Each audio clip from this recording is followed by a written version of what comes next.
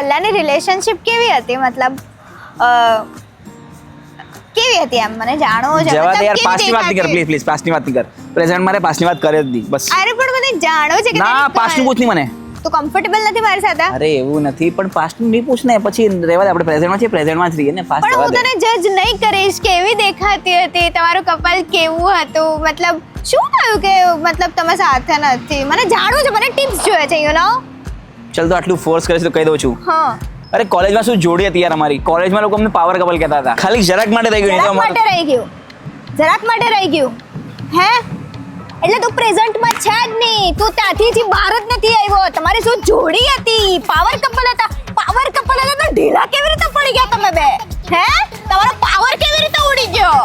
લોકો વચ્ચે power couple હતા તો તું બહાર જ નહીં નીકળ્યો હજી એનામાંથી.